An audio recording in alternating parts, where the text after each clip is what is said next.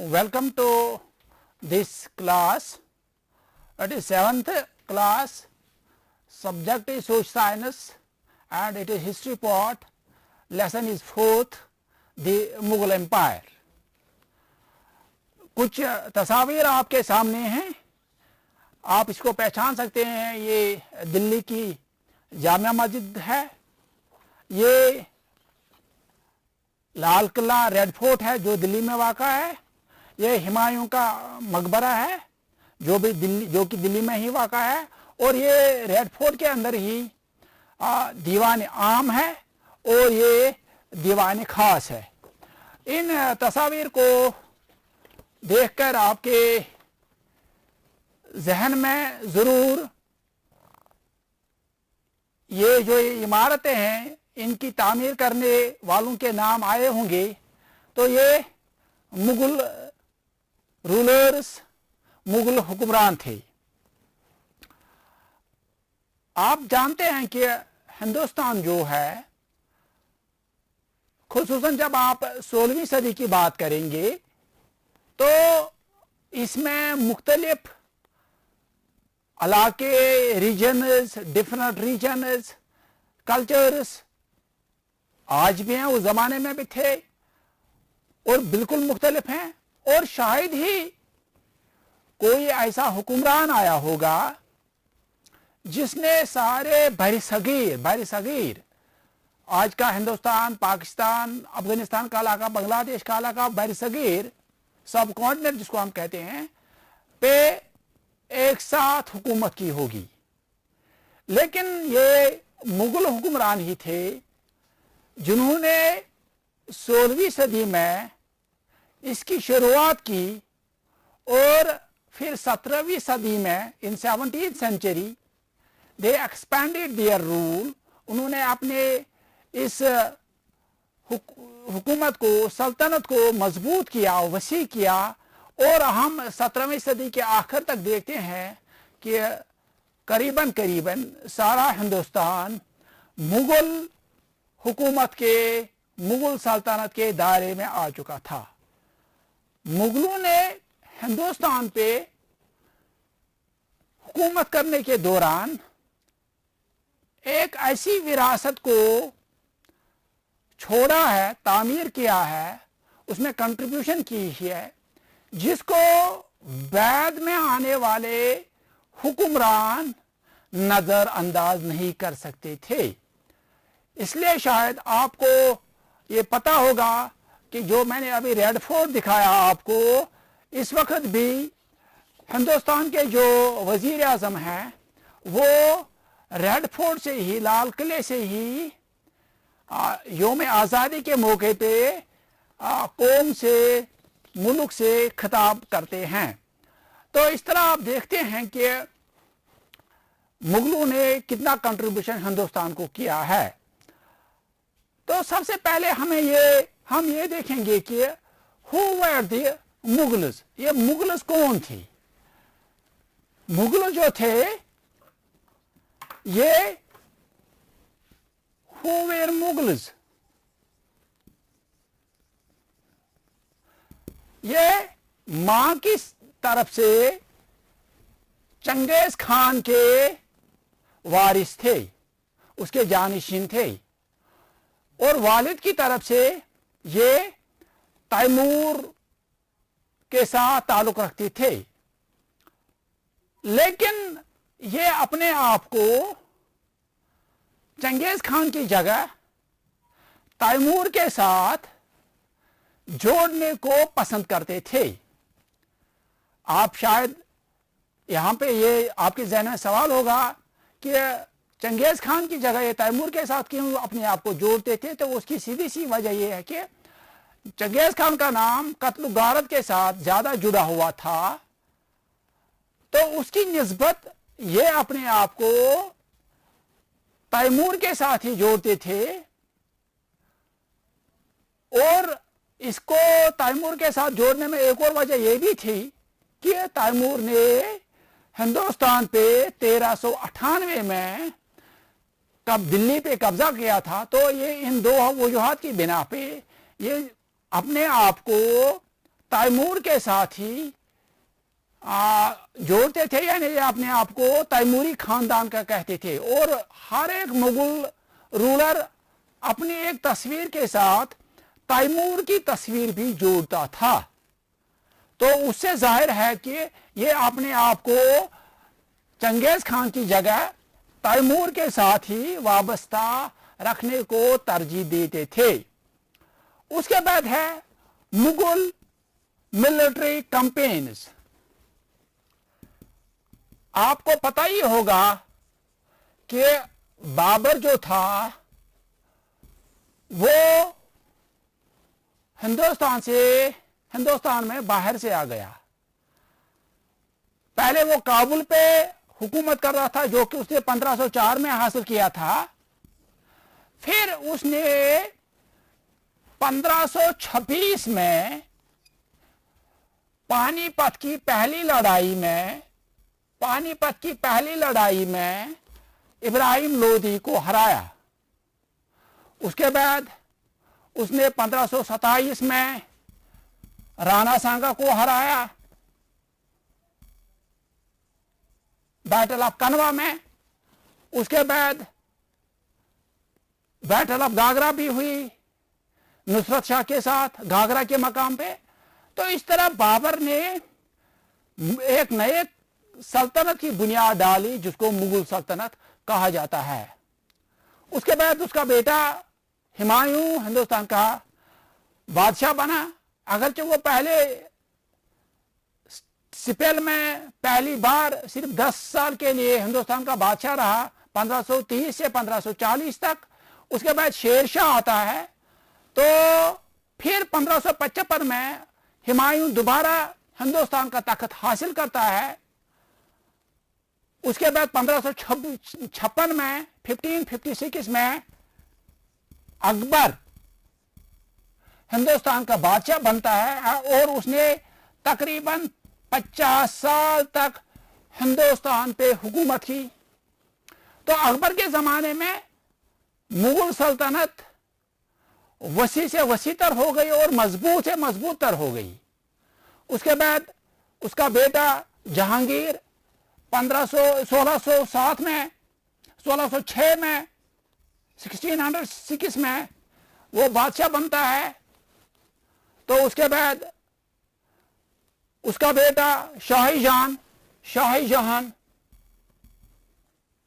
1528 में बादशाह बनता है। उसके बाद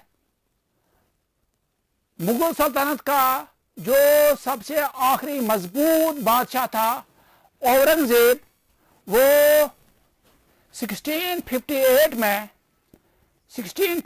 में औरंगजेब तख्त संभालता है। तो इस तरह ये एक तस्वीर है जिसमें आप देख सकते हैं कि जो ये तैमूर है, ये बाबर है, हुमायूं है, शेरशाह सूरी, इनके खानदान से ताल्लुक नहीं रखता था, लेकिन इसने भी इसी दौरान हुकूमत की 1540 से 1545 तक। उसके बाद अकबर है, जहांगीर है, ये उसकी मलिका नूरजहां है, शाहजहां है। तो ये इनकी बनाई हुई ताजमहल है, लाल किला वो आपने देखा, जामिया मस्जिद है, ये मुमताज महल है जो कि शाहजहां की मलिका थी। उसके बाद औरंगजेब है, उसके बाद बहादुर शाह जफर है। तो ये बाहर से आने वाले नादिर शाह और अहमद शाह अब्दाली हैं। ये इनका एक मुख्तसर सा आपको मैंने एक तस्वीर के जरिए तारुफ देने की कोशिश की। तो इस तरह जो ये मुगल सल्तनत यहाँ पे जिसकी बुनियाद बाबर ने डाली और फिर अकबर ने इसको परवान चढ़ाया, तो इन्होंने हिंदुस्तान में लगातार बाकी जो छोटे बड़े राजे थे, किंग्स थे, उनके साथ जंग जदल में हिस्सा लिया। लेकिन इनका एक उसूल था कि जंग के बाद ये उस राजे को, ये उस किंग को इज्जत से नवाजते थे। यानी इनका तरीका ये नहीं था कि जंग के बाद उस बादशाह को, उस राजे के साथ बेइज्जती करते, ह्यूमिलेशन करते, बल्कि इनका रवैया, इनका तरीका बिल्कुल मुख्तलिफ था कि ये उनके साथ इज्जत से रहते थे और उनको दोस्ताना ताल्लुकात, उनके साथ दोस्ताना ताल्लुकात कायम करने की कोशिश करते थे। हत्ता कि जो मेवाड़ के सिसोदिया राजपूत घराना था, उन्होंने इनके साथ जंग भी की, लेकिन जब जंग खत्म हुई तो उन्होंने उनको वो जागीर वापस दी, यानी जिस इलाके पे वो हुकूमत करते थे वो उनको वापस दे दी। तो उस जागीर को वतन जागीर कहते थे। तो इस तरह इन्होंने इन राजाओं के साथ दोस्ताना ताल्लुकात कायम करने की कोशिश की। और फिर एक तरीका था कि जंग के बाद उमूमन जो जिसकी हार होती थी वो अपनी घर की किसी खातून को बादशाह के साथ ताल्लुकात बढ़ाने के लिए निकाह में देते थे। तो इन्होंने भी ये तरीका अपनाया। राजपूतों ने अकबर और उसके बाद जहांगीर बाकी बादशाहों के साथ ताल्लुकात मजबूत करने के लिए अपनी राजपूत शहजादियां उनके निकाह में दे दी। तो इन ताल्लुकात की वजह से राजपूतों के साथ मैट्रिमोनियल अलायंसेस, शादी ब्याह के ताल्लुकात बढ़ाने से भी मुगलों ने अपनी सल्तनत को मजबूती अता की। जब अब हम देखते हैं कि इन्होंने अपनी सल्तनत को मजबूत बनाया, तो इन्होंने एडमिनिस्ट्रेशन को, इंतजामिया को एक सही सिमत देने के लिए भी बहुत से उसूल वाज़ह किए। अकबर सबसे पहला बादशाह था जिसने इस सिमत में पहल की और उसने एक मजबूत, एक साफ सुथरा इंतजामिया वज़ा करने की कोशिश की। हमारे पास अबुल फजल का अकबरनामा है।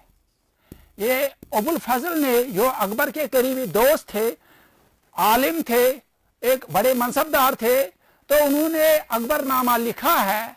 उसकी 3 जिल्दें हैं। तो तीसरी जिल्द जो है, जिसको आईन अकबरी कहा जाता है, आईन अकबरी, तो उसमें अबुल फजल ने अकबर के इंतजामिया की पूरी एक तस्वीर हमारे सामने रखी है कि अकबर किस तरह हिंदुस्तान पे हुकूमत चलाता था।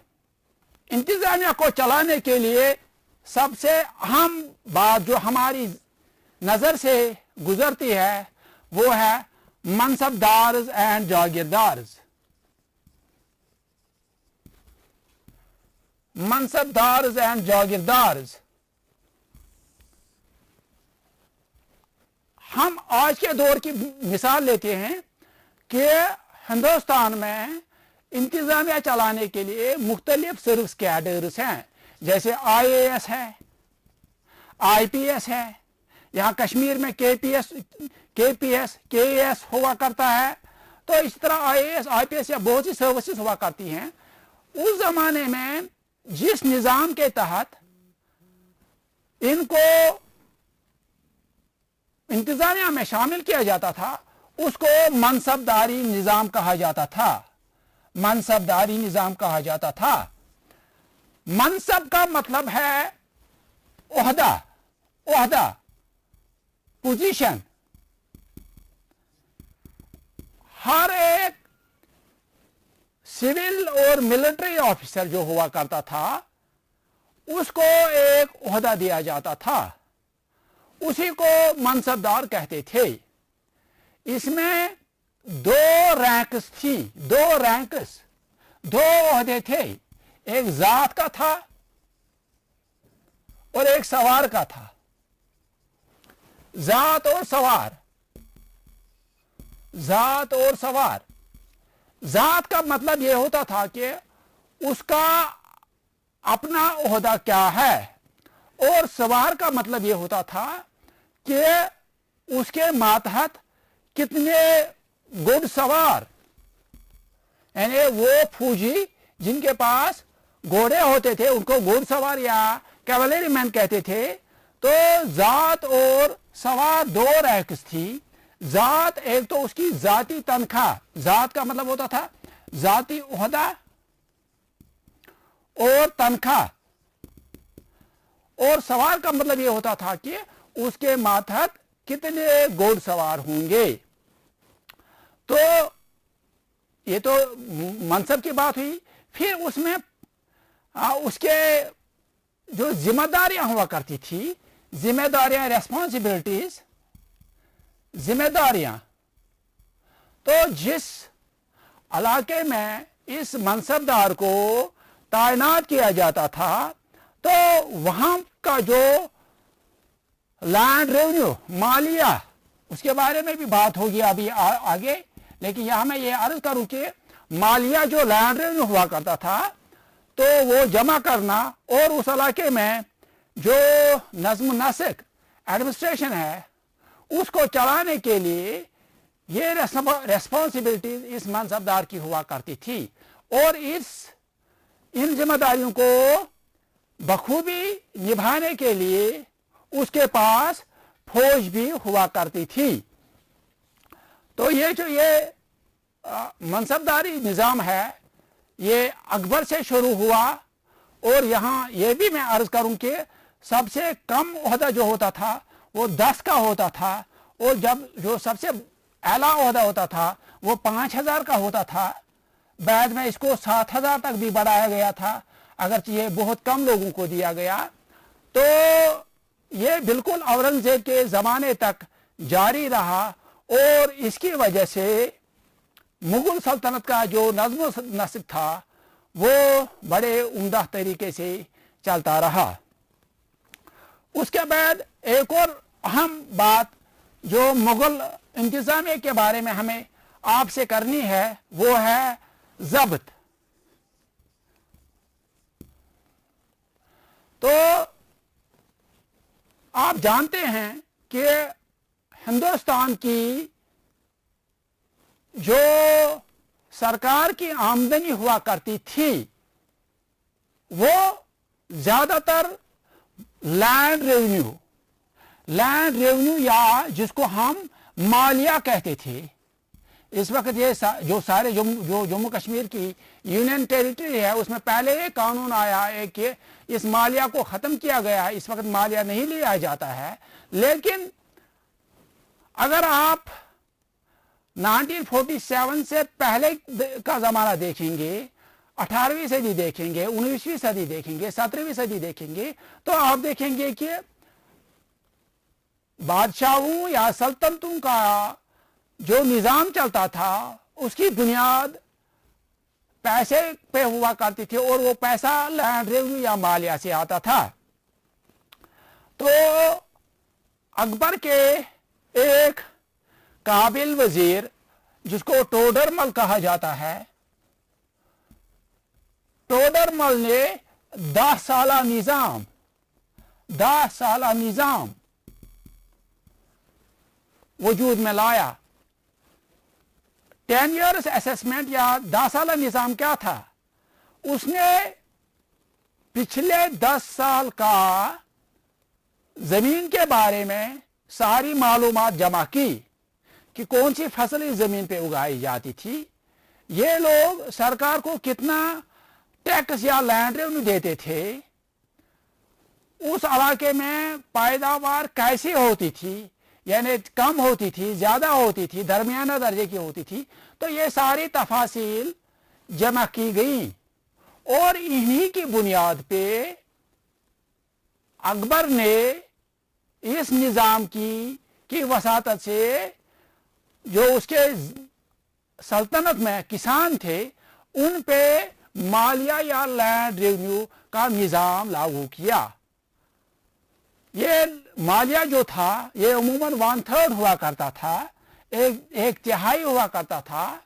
यानी अगर 3 खरवार किसी किसान की पैदावार हुआ करती थी तो उसमें से 1 खरवार उसको बादशाह को देना पड़ता था, वैसे तो लैंड रेवेन्यू, या मालिया, तो ये अमूमन कैश में दिया जाता था, अगरचे ये जिन्स में भी देने की चॉइस या उसके पास मर्जी थी। तो ये इस मालिया को जमा करने के लिए जो ऑफिशियल या अफसर हुआ करते थे उनको जमींदार कहा जाता था, जमींदार।